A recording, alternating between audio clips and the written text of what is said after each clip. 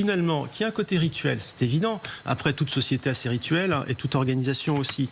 Vous avez comparé avec Nuit debout. Nuit debout, c'est un énorme cheat. C'est-à-dire que finalement, est-ce que ça dit quelque chose de la force du syndicalisme ou des gens qui ont fait Nuit debout ou de l'intérêt des médias? C'est les médias qui se sont passionnés pour Nuit debout parce que c'était nouveau, c'était frais, etc.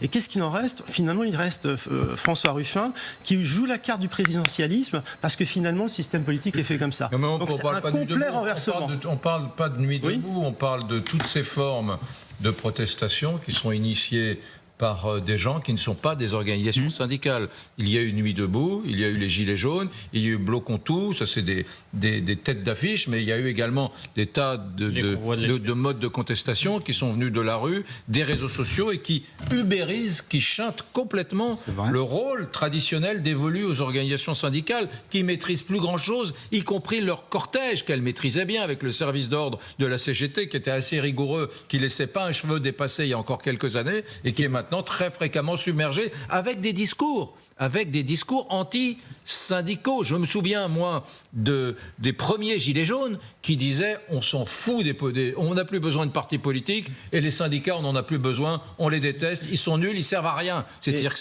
ce mode de contestation brutale, il va jusqu'à contester les contestataires eux-mêmes. Mais alors, d'abord, du point de vue du syndicalisme, il n'y a jamais, il ne faut pas mythifier le passé. Il y a toujours eu des mouvements à côté ou des mouvements à l'intérieur, des coordinations de cheminots dans les années 80.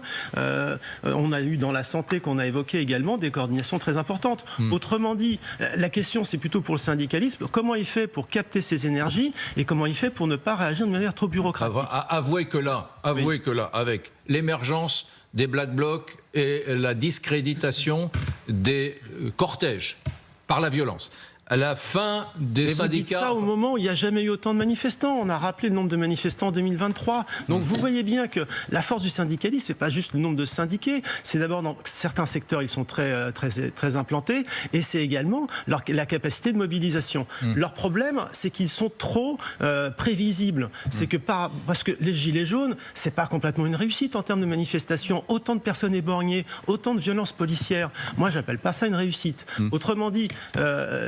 le problème des syndicalistes, c'est comment ils tirent le meilleur de ces mouvements qui se sont développés à côté, et je suis entièrement d'accord avec vous, pour aujourd'hui capter cette énergie.